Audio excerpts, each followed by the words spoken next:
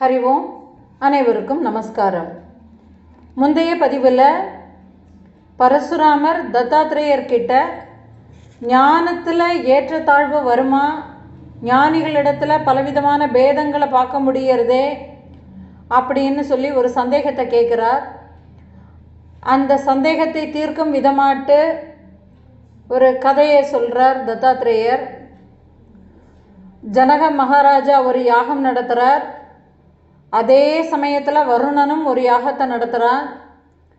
அப்போது இங்கே வந்திருக்கக்கூடிய பிராமணர்களையே வருணனும் வரவழைக்கணும்னு சொல்லி அழைப்பு விடுக்கிறான். இங்கேயே எல்லாருமே திருப்தியோடு இருக்கிறதுனால அங்கே போகலை. வருணனுடைய புதல்வன் என்ன பண்ணுறான், ஒரு பிராமண நாட்டு வேஷம் போட்டு அங்கே வந்திருக்கக்கூடிய அந்த பிராமணர்களை யுக்தி மூலமாட்டு விதண்டாவாதம் பண்ணி அவங்கள தோக்கடித்து அவங்கள சமுத்திரத்துக்குள்ளே மூழ்கடித்து அங்கே இருக்கக்கூடிய வருண தூதர்கள் எல்லாரையுமே வச்சு அந்த பிராமணர்களை தன்னுடைய தந்தையினுடைய யாகத்து சாலைக்கு கொண்டு போய் வச்சு அங்கே சிறப்பிடிச்சு வச்சிடுறான். இதில் ககோலருங்கக்கூடிய ஒரு முனிவரும் அடக்கம். இதை தெரிஞ்சதும் ககோலர் முனிவரினுடைய பையனான அஷ்டாவக்ரர் நேர ஜனகரினுடைய சபைக்கு வந்து அதே பிராமணனவையே தோக்கடிக்கிறார். அதனால் அந்த முனிபுத்திரன் தன்னுடைய வேஷத்தை கலைச்சுண்டு நான் இப்படி வருணனுடைய பையன் அப்படின்னு தெரியப்படுத்திண்டு நடந்த உண்மைகளை எல்லாமே சொல்லி வருணனுடைய யாகத்தில் சிறப்பிடிச்சு வச்சிருந்த அந்த பிராமணர்கள் எல்லாரையுமேயே ஜனகரினுடைய சபைக்கு கொண்டு வந்து சேர்க்குறான். அப்போ கொண்டு வந்து சேர்த்ததுக்கு அப்புறமா இது எல்லாமே என்னால் தான் நடந்தது அப்படின்னு சொல்லி தன்னுடைய வித்தையின் மேலே ஒரு கர்வம் வந்துடுத்து அஷ்டாவக்ரருக்கு. எப்போ கர்வம்னு ஒன்று மேலே எழும்புறதோ ஞானிக்கு அப்போவேயே அதை அடக்கும் விதமாட்டு ஒரு அவதாரம் அங்கே வந்து நடக்கும். அப்போ அந்த இடத்துல ஒரு தபஸ்வினி வந்து பிரசன்னமாகிறா. அவள் அஷ்டாவக்ரர்கிட்டக்க ஒரு கேள்வியை கேட்குறா. எந்த நிலையை அறிந்தால் அகண்டமான அமிர்தத்துவம் உண்டாகிறதோ, யாதொரு நிலையை அறிந்தால் எந்த சந்தேகங்களுமே நிவர்த்தியாகி விடுமோ, எதை அறிந்து கொண்டால் ஆசைப்படுவதற்கு என்று எதுவுமே இல்லையோ, எதை அறிய முடியாததாக இருக்கிறதோ அதை நீர் அறிந்திருந்தால் அதை எமக்கு விளக்கி கூறும்னு சொன்னா.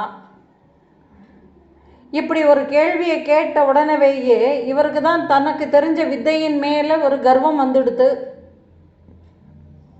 அஷ்டாவக்ரருக்கு.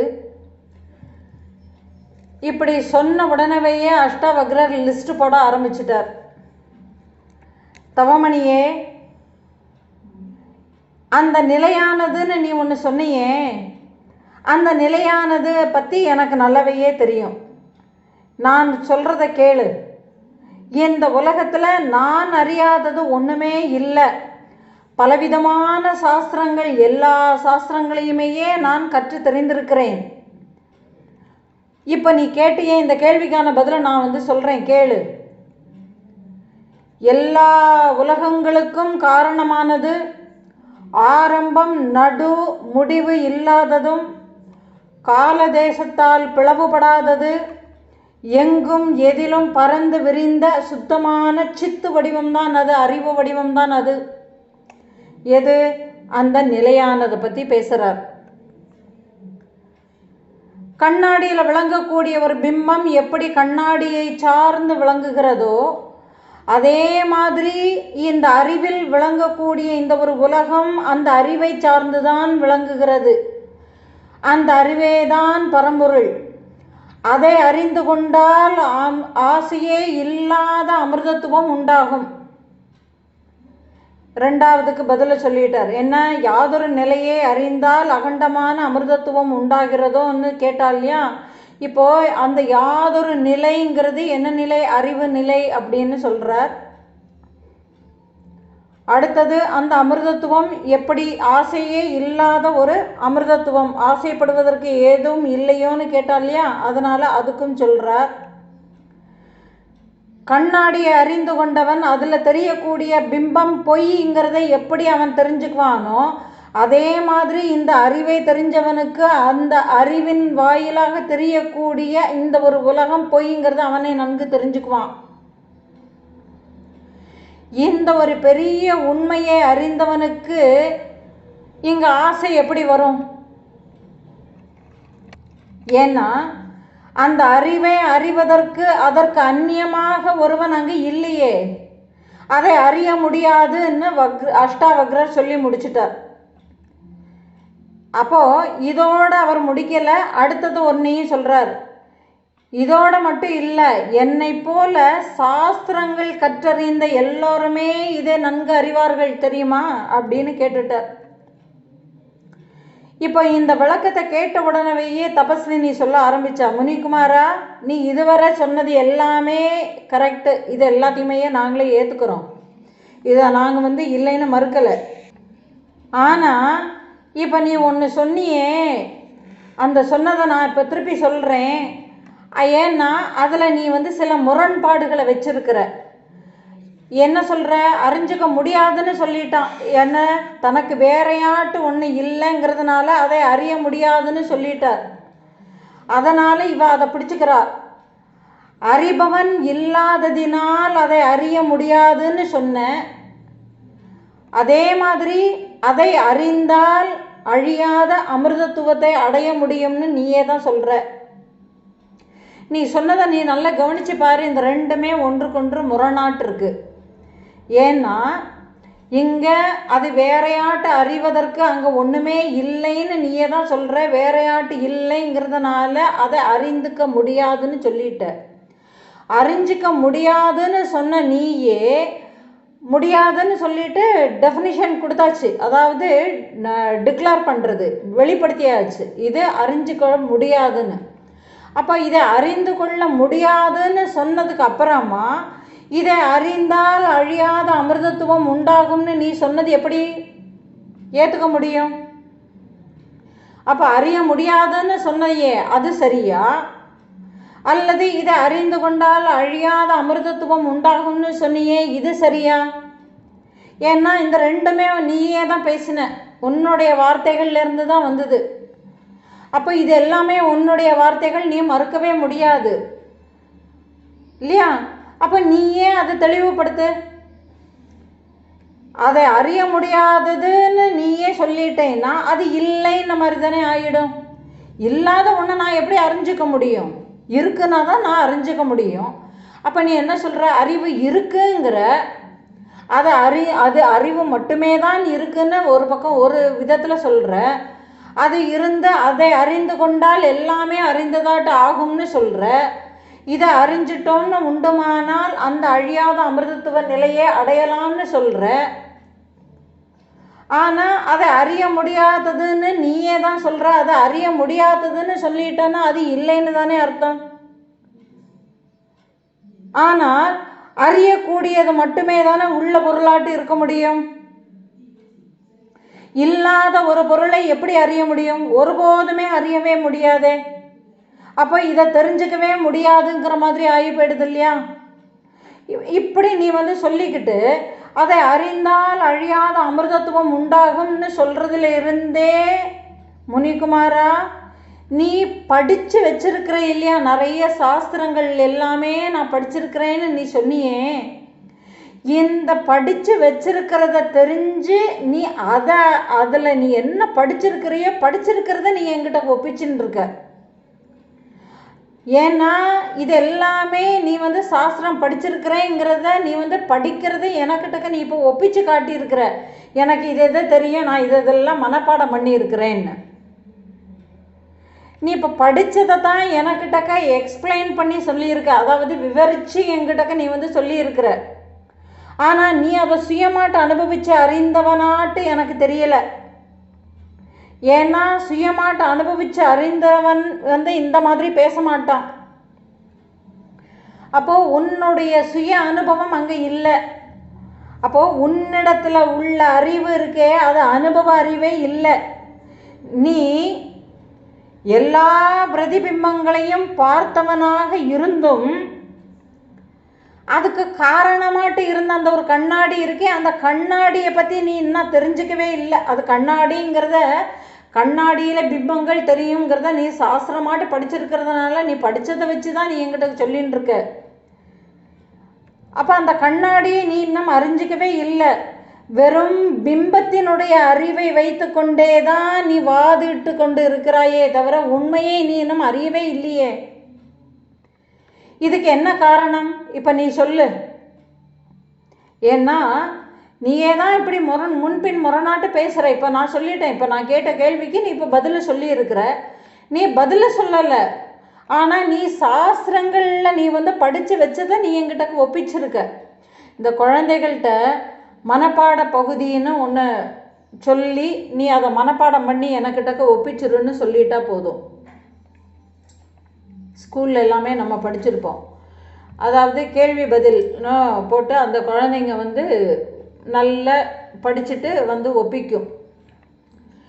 இப்போது 1வது கேள்விக்கு நம்ம கேட்குறோன்னு உண்டுமானா அது எப்படி மக்கர் பண்ணி வச்சுருக்கோம்னா மொத்த 10 கேள்வியை நம்ம படிச்சுட்டு வான்னு சொல்கிறோம்னாக்கா அந்த 10 கேள்வியும் படிச்சுட்டு வரும். அந்த குழந்தை படிச்சுட்டு வந்த அந்த குழந்தைகிட்டக்க நீங்கள் 5வது கேள்வியை கேளுங்க. நோ, நீங்கள் 1வது கேள்வியை நீங்கள் கேட்கல, 5வது கேள்வியை கேட்குறீங்க.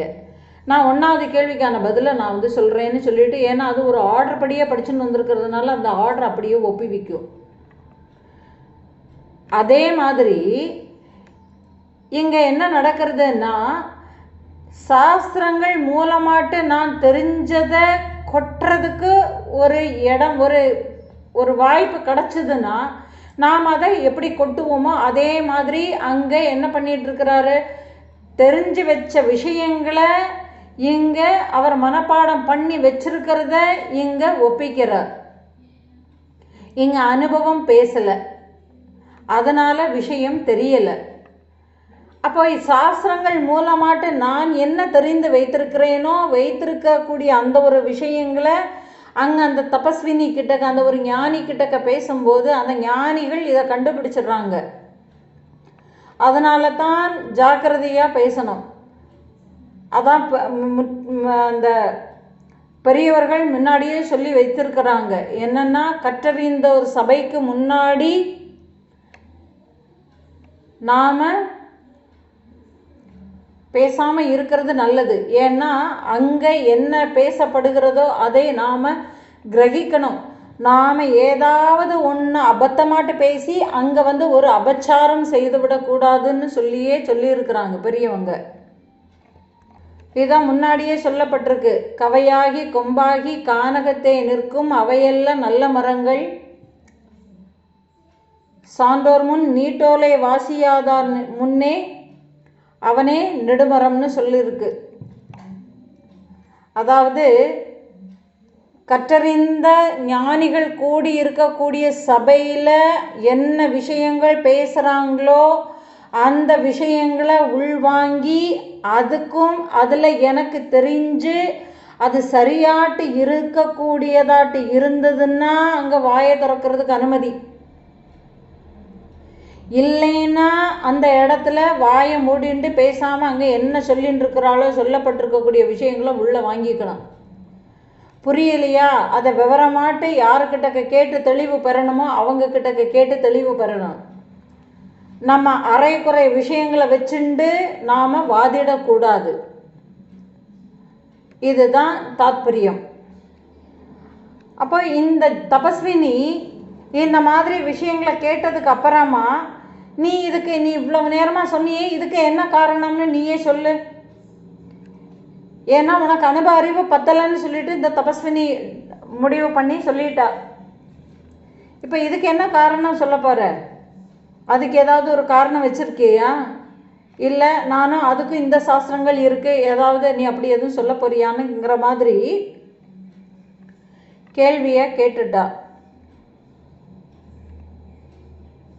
அப்போது நீ சொன்னது எங்கே வச்சு சொல்லியிருக்கிற தெரியுமா? ஜனகராஜன் மற்றும் இத்தனை சபையோர்கள் முன்னால் உன்னுடைய அனுபவத்திற்கு பொருந்தாத வார்த்தைகளை சொல்லிட்ட.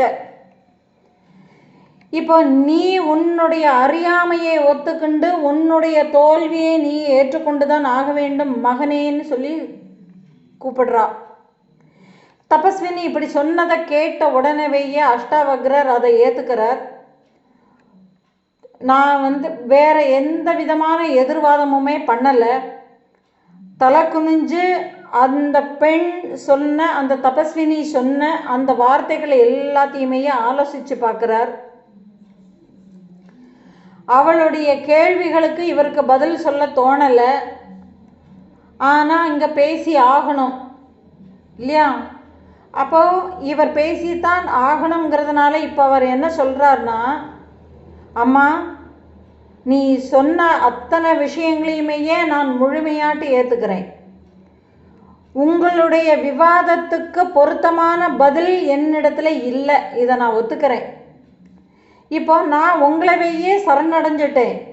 இப்போ நீங்கள் என்ன உங்களுடைய சிஷ்யனாட்டு ஏற்றுக்கிண்டு எனக்கு விவரமாட்டு இந்த விஷயங்களை எனக்கு போதிக்கணும். ஆனால் நான் பொய் சொல்லலை அப்படின்னு அஷ்டாவக்ரர் சொல்கிறார். ஏன்னா அஷ்டாவக்ரனுடைய உண்மை வார்த்தைகளை கேட்டு சந்தோஷம் கொண்டாள் அந்த தபஸ்வினி. உடனே அஷ்டாவக்ர முனிவரையும் அந்த சபையோரையும் பார்த்து பேச ஆரம்பிக்கிறார். குழந்தை, இதுக்கு சரியான பதிலை தெரிஞ்சுக்காம நீ பல சாஸ்திரங்களை கற்றறிந்த ஆச்சாரியார்கள் எல்லாரையுமேயே அறிவியனர்களாக ஒன்ன மாதிரி நிறைய பேர் இருக்கிறார். இதை வெறும் தர்க்கத்தினால மட்டுமே அறியக்கூடிய விஷயம் இல்லை. முதல்ல நீ அதை புரிஞ்சுக்கோ. இது மிகவும் ரகசியமானது. இங்கே இருக்கக்கூடிய சபைகளில் உட்கார்ந்துருக்கிறாங்க இல்லையா ஞானிகள்னு, இந்த சபையோர்களில் இருக்கக்கூடிய பண்டிதர்கள் எல்லாருமே இருப்பாங்க. இந்த சபையில் இருக்கிறவங்க யாருக்குமே தெரியாது. இந்த அரசன் ஜனகருக்கு தெரியும், எனக்கு தெரியும். இந்த எங்களுடைய 2 பேரை தவிர இதனுடைய ரகசியத்தை தெரிந்தவர்கள் இந்த சபையில் ஒருத்தருமே இல்லை. நீ எவ்வளவுதான் வாய் வார்த்தைகளினால் வாதாடி கொண்டே இருந்தாலும், விசாரங்களில் ஈடுபட்டு இருந்தாலும், நான் கேட்ட கேள்விக்கு விடை எப்போதுமே அகப்படாது. ஏன்? நன்கு படித்திருக்கக்கூடிய சாஸ்திரங்களை கற்று தேர்ந்த வித்வான்கள் எல்லாமே தர்க்கம் செய்ய மட்டுமே தான் செய்கிறார்கள். ஏன்னா இங்கே என்ன நடக்கிறது? நான் படிச்சிருக்கிறேன், இந்த சாஸ்திரங்கள் சரி, தனக்கு தெரிஞ்ச சாஸ்திரங்கள் எல்லாத்தையுமே ஒரு லிஸ்ட் போட்டு வச்சுன்னு எனக்கு இத்தனை சாஸ்திரங்கள் தெரியும், இதில் எல்லாமே தன்னுடைய பாண்டித்யத்தை நிரூபிக்கிறதுக்கு பார்ப்பாங்க. நிறைய இப்போ நடந்துட்டுருக்கு. அதே மாதிரி தான் சொன்னது தான் சரின்னு வாதிட்டு நிற்பாங்க. இப்போ அதுக்கு வேறையான ஒரு கருத்து ஒன்று சொல்லப்படுறதுன்னா அந்த இடத்துல என்ன சொல்லப்படுறதுங்கிறத காது கொடுத்து கேட்கறதுக்கு இவங்கள்ட்ட பொறுமை கிடையாது. அப்போ இதெல்லாம் என்னத்தினாலன்னா கர்வம் தான் காரணம். அப்போ இந்த ஒரு கர்வத்தினால இந்த வித்வான்கள் எல்லாமே பண்டிதர்களாட்டு இருந்து தர்க்கம் செய்யறதுக்கு மட்டும்தான் அவங்கள கொண்டு தெரியும். இவங்கெல்லாம் எவ்வளவு புத்திசாலியாட்டு இருந்தாலும் பணிவுடன் குரு சேவை செய்து அவரினுடைய அனுகிரகத்தை பெறாமல் வெறும் விசாரத்தினால மட்டுமே ஒரு காலம் இதனை புரிஞ்சிக்கவே முடியாது. ஏன்னா இவங்க அப்படி யாரும் புரிஞ்சுக்கல. இப்போ இங்க குரு சேவை செய்துன்னு உடனே எல்லாருமே என்ன பண்றாங்க? குருவுக்கு பாத சேவனை செய்யணும்னு சொல்லிட்டு இன்னும் அதுக்கு ஒரு ஆசிரமத்தை தேடி போறது, ஒரு குருவை பிடிச்சிட்டு உட்காந்துக்கிறதுன்னு உட்காந்துடுறாங்க. ஆனா இங்க குரு சேவை, உண்மையான குரு சேவை என்னது தெரியுமா? இங்க சொல்லப்படக்கூடிய குரு சேவைங்கிறது என்னதுன்னா குருவை ஆனந்திக்கப்படணும். இப்போ சேவை செய்து, அதாவது பணி செய்து, குருவுக்கு பணிவிடை செய்து அந்த குருவை சந்தோஷப்படுத்தணுங்கிறது தான் குரு சேவை. ஆனால் இங்கே சொல்லப்படக்கூடிய குரு சேவை என்னது, உண்மையான பணிவிடை என்னதுங்கிறத இந்த காலத்தில் இப்போதைய சூழ்நிலையில் யாரும் அதை சரியாட்டு தெரிஞ்சுக்கலைங்கிறது தான் வருத்தத்துக்குரிய விஷயம்.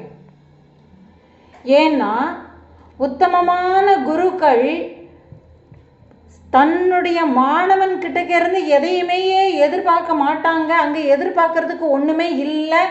ஏன்னா அவருக்கு வேணும்னு சொல்லிட்டு இங்கே ஒன்றுமே இல்லை. அவருக்கு அங்கே எல்லாமே ஈஸ்வர காரியமாட்டு நடந்துட்டே இருக்குங்கும்போது இங்கே சிஷ்யன்கிட்ட கேர்ந்து நீ அதை கொண்டு வா இதை கொண்டு வான்னு கேட்டு வாங்கி அவர் என்ன பண்ண போகிறார்? அப்போது குருவை ஆனந்திக்கக்கூடிய ஒரே விஷயம் என்னதுன்னா, குருவினுடைய உபதேசங்களை அவருடைய உணர்வில் இருந்து அந்த உணர்வை புரிந்து கொண்டு அதை உள்வாங்கி அந்த உபதேசங்கள் வழி நடத்தல் தான் இங்கே பணிவிடைங்கிறது. இதுதான் உண்மையான பணிவிடை.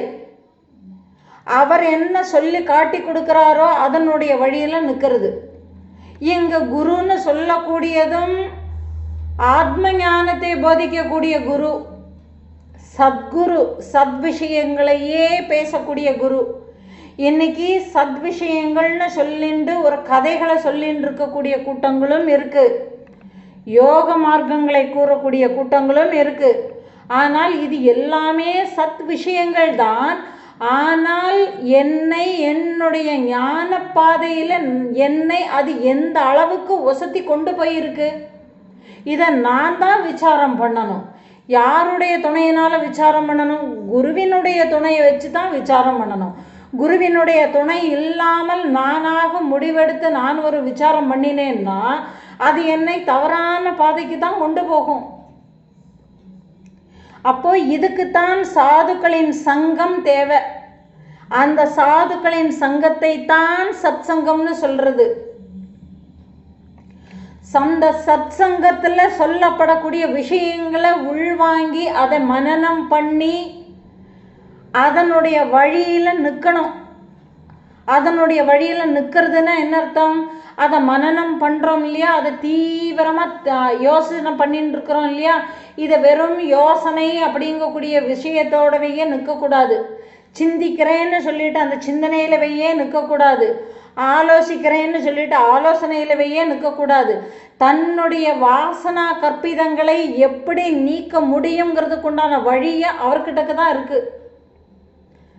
அவர்தான் அங்கே சூத்திரதாரி, குருதான் சூத்திரதாரி. அவரால் மட்டுமே தான் இந்த வழிகளை நமக்கு காட்டி கொடுக்க முடியும், வேற யாராலையும் காட்டி கொடுக்க முடியாது. அப்போ அந்த அனுபவ அறிவு வேணும்னு உண்டுமானால் குருவினுடைய சரணாகதியை தவிர வேற கதியே இல்லை. அப்போ குருவினுடைய சரணாகதிக்கு நான் எப்போ பாத்திரமாகிறேன்? அவருடைய வார்த்தைகளில் எனக்கு மேலே வச்சிருக்கக்கூடிய ஒரு நம்பிக்கை, ஸ்ரத்தை.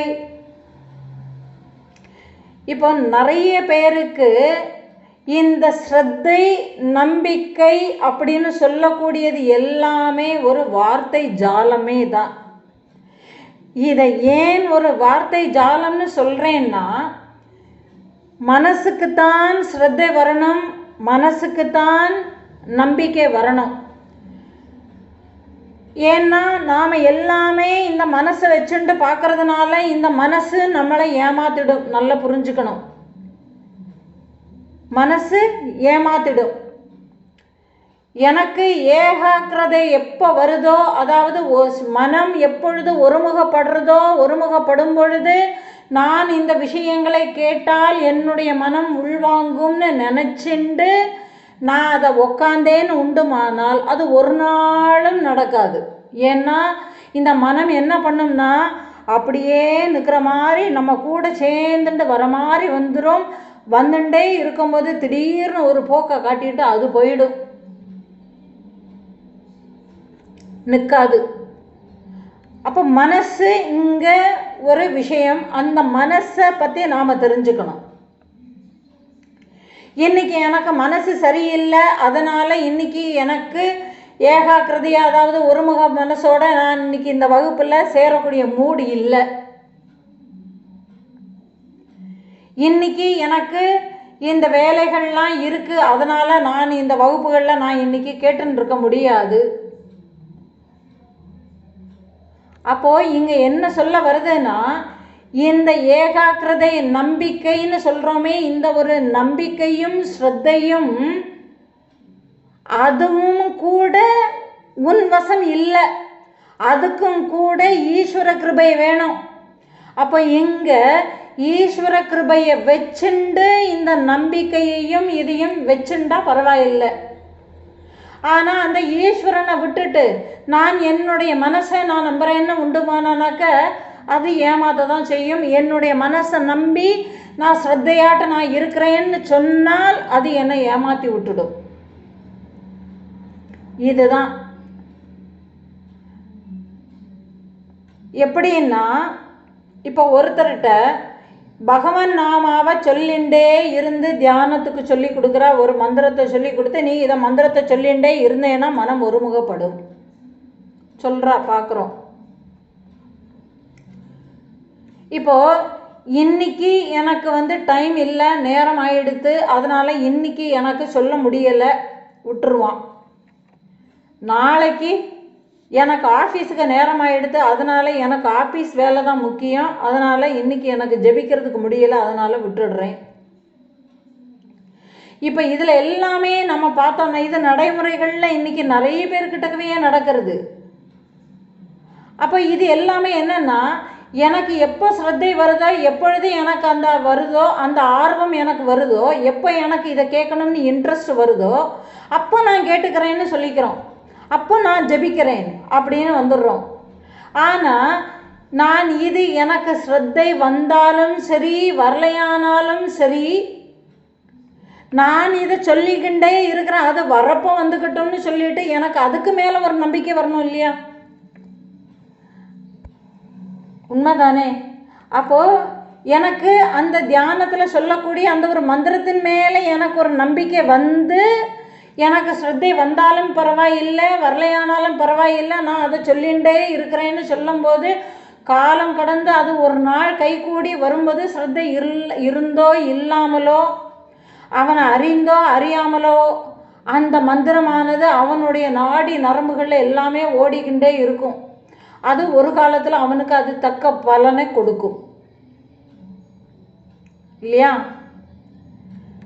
அப்போது இங்கே நம்பிக்கையும் ஸ்ரத்தையும் குருவினுடைய வசத்தில் நாம் வைக்கணும்னு உண்டுமானா, எனக்கு எப்போ நம்பிக்கை வருதோ அப்போ நான் வச்சுக்கிறேன், எனக்கு எப்போ ஸ்ரத்தை வருதோ அப்போ நான் குரு சேவை பண்ணிக்கிறேன், எப்போ நான் எனக்கு ஆர்வம் வருதோ அந்த ஆர்வம் வரும் பொழுது நான் அந்த விஷயங்களை நான் கேட்டுக்கிறேன்.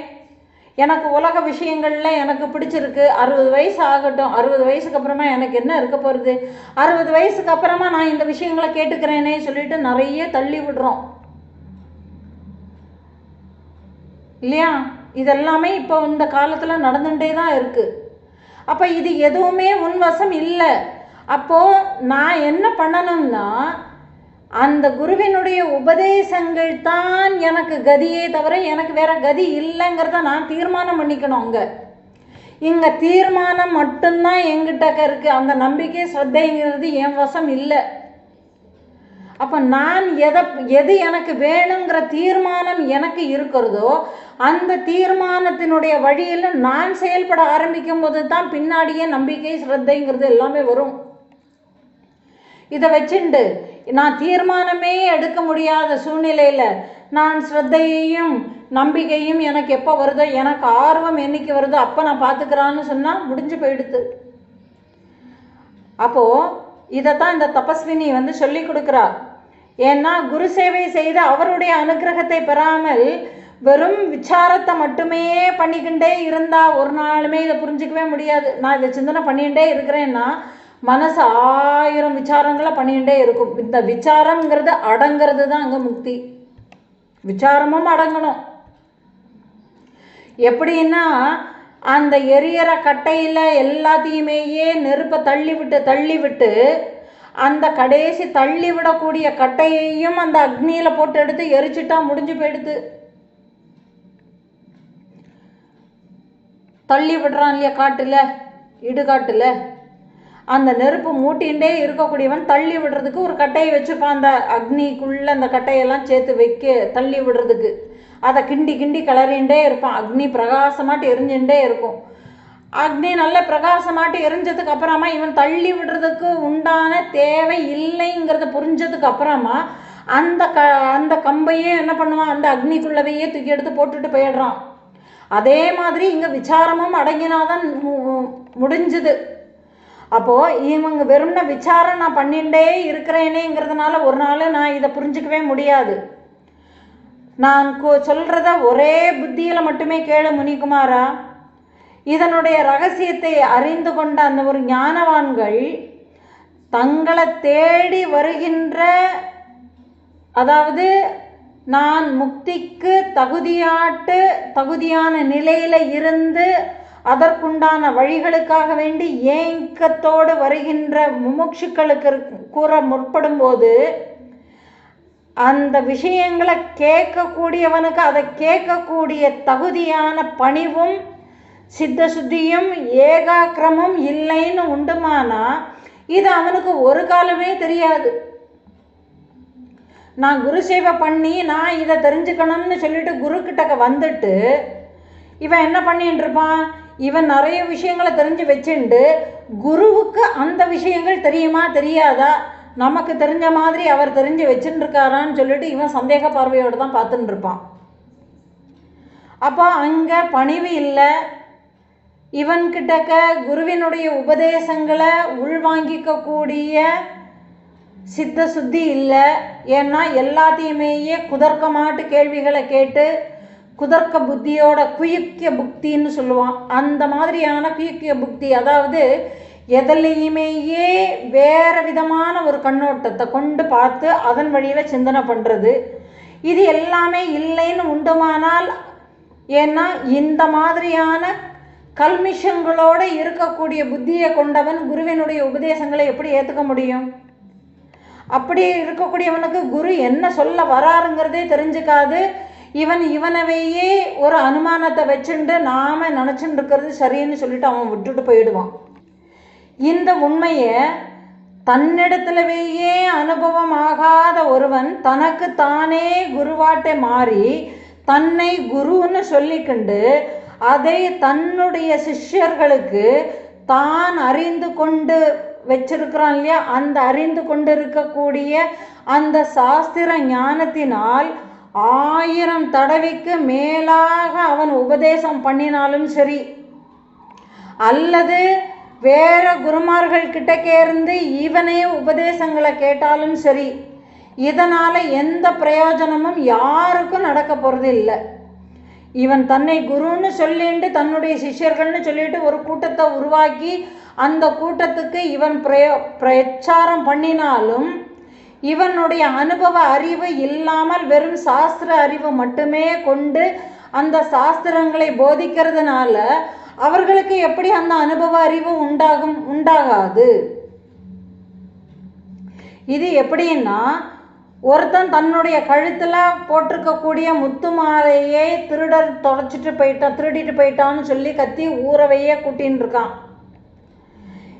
அப்போ ஊரை கூட்டின்னு இருக்கும்போது அந்த கூட்டத்தில் இருக்கக்கூடிய ஒருத்தன் என்ன சொல்கிறான், உன் கழுத்தில் தானப்பா முத்து மாலையே வச்சுன்னு இருக்கிற, அப்புறமா திருடிட்டு போயிருக்கான்னு ஏன் ஊரை கூட்டுறேன்னு கேட்குறான். இப்படி உன் கழுத்தில் தானே இருக்குன்னு சொன்ன உடனேயே தன்னுடைய கழுத்தை தொட்டு பார்த்து உண்மையை உணராத வரை அவன் எப்படிப்பட்ட புத்திமானாட்டு இருந்தாலும் அந்த கழுத்தில் அவன் மாலை இருக்கிறத அவன் அறிஞ்சிக்கவே முடியாது இல்லையா. அவன் தான் தடவை பார்த்து தெரிஞ்சுக்கணும், வேற யாரை காட்டி கொடுக்க முடியும் இல்லையா. அப்போது இதே மாதிரி தான் ஆத்மாவை பற்றி 1000 புத்தகங்கள் வாயிலாட்டு அவன் நிறைய படித்து எத்தனையோ விஷயங்களை தெரிஞ்சு வச்சிருந்தாலும் இன்னொருத்தன் ஆத்மாவை பற்றி விரிவாட்டு சொல்லின்னு இருக்கிறான்ங்கிறத கேட்டாலும் இவனாக அந்த ஆத்மஸ்வரூபத்தை அகமுகமாக உள்நோக்கி உள்ளத்தில் அனுபவமாட்டு உணராத வரைக்கும் அதை எப்படி தான் அறிந்து கொண்டதாக சொல்ல முடியும்? ஒரு விளக்கு எரியறது, அந்த விளக்கு அந்த இடத்துல இருக்கக்கூடிய எல்லா விஷயங்களையும் பிரகாசப்படுத்தி விளக்குகிறது. அதே தீபத்துக்கு இந்த இடத்துல நான் இருக்கிறேன்ங்கிறத தெரியப்படுத்துறதுக்கு வேற ஏதாவது வெளிச்சம் தேவையா? அதனுடைய பிரகாசமே அந்த இடத்துல ஒரு தீபம் இருக்குங்கிறத உணர்த்திடும் இல்லையா. அதே மாதிரி தான் அதே தீபத்தை கொண்டு சூரியனுடைய ஒளி பிரகாசத்தில் வைக்கும் பொழுது அந்த தீப ஒளி சூரிய பிரகாசத்தோட ஒப்பிட்டு பார்த்தா அந்த வெளிச்சம் தீப வெளிச்சம் மங்கியதான், அதாவது இந்த விளக்கில் இருக்கக்கூடிய வெளிச்சம் மங்கலாட்டு தான் தெரியும். அதனால் தீபத்தினுடைய ஒளி இல்லைன்னு சொல்ல முடியாது. உண்மையிலேயே தீப ஒளி தானாகவேயே சுயம் பிரகாசமாகவேயே அது தன்னை அது ஒளியை கொடுத்து அது எல்லாத்தையுமேயே விளக்கி கொண்டு இருக்கிறது. அதே மாதிரி தான் புறத்தில் சூரிய ஒளி எவ்வளவு பிரகாசமாட்டு காணப்பட்டாலும் உள்ளத்துக்கு உள்ள, அதாவது அகத்துள் உள்ள அந்த சித்தத்தினுடைய அந்த அறிவாகிய அந்த அறிவினுடைய சுயம் பிரகாசம் இருக்கிறதுனால மட்டுமே தான் எல்லாமே விளங்குகிறது. எப்படி புறத்தில் சூரிய ஒளியோ அகத்தில் இந்த அறிவு, இப்படி உள்ளே ஒளிரக்கூடிய அந்த அறிவு பிரகாசத்தால் மட்டுமே வெளியே தெரிகின்ற அந்த தீபம் சூரியன் எல்லாமே விளங்குகிறது இல்லையா? அந்த அறிவினுடைய பிரகாசத்திலேயே அறிய முடியாத அந்த அறிவு தத்துவத்தையும் அறிந்து கொள்ள முடியுமே. அப்போ இதை சொல்றதுக்கு உனக்கு என்ன தயக்கம்? இதுல உனக்கு என்ன சந்தேகம் இருக்கு?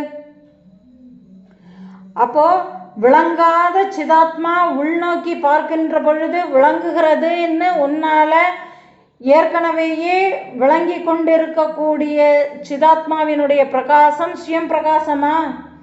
இதை நீ உள்முகமாகவேயே விசாரம் செஞ்சு நீயே தெளிவடைஞ்சுக்கலாமே.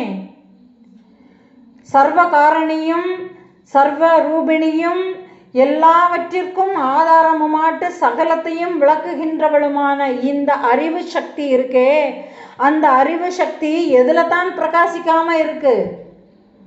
அந்த பிரகாசம் இல்லாமல் மற்றவைகளை எப்படி விளங்கும்? மற்றவைகள் எப்படி தெரியும்? ஆழ்ந்த தூக்கத்துல கூட இருக்கிறாய், நீ தூங்கி கொண்டு இருக்கிறாய்ன்னு சொல்லிட்டு அவள் தானே பிரகாசித்து கொண்டு இருந்து அந்த விஷயத்த சொல்றா. தூங்கி எழுந்ததும் அந்த அறிவினுடைய வேலையினுடைய காரணமாட்டுத்தானே நீ நன்றாக தூங்கினேன்னு சொல்ல முடிகிறது. இதை நீ உன்னுடைய அதிசூக்ஷ்ம விசாரத்தினால மட்டுமே தான் அறிஞ்சிக்க முடியும். இந்த சுத்த அறிவு விஷயத்துல பண்டிதர்களும் புத்திமான்களும் கூட உள்முகமாட்டு அவங்க விசாரம் பண்றதுக்கு தவறுவதனால அந்த உண்மை தெரியாமல் மீண்டும் மீண்டும் அந்த ஞானிகள் கூட சம்சாரத்திலேயே தான் சுழண்டு வந்து கொண்டே இருக்கா. இந்த உள்முகமாட்டு விசாரணை செய்யறதுன்னு சொல்றேனே, இது மனசுல வெளியில உள்ள புற விஷயங்கள்ல உண்டாகி இருக்கக்கூடிய கற்பிதங்களை, சங்கல்பங்களை, எண்ணங்களை நீக்காம ஒருபோதும் உண்டாகாது. எதுவரையில் உள்முகமாட்டு விசாரணை தொடங்கப்படவே இல்லையோ அதுவரை இந்த சுத்த அறிவை நீ அறிந்து கொள்ளவே முடியாது.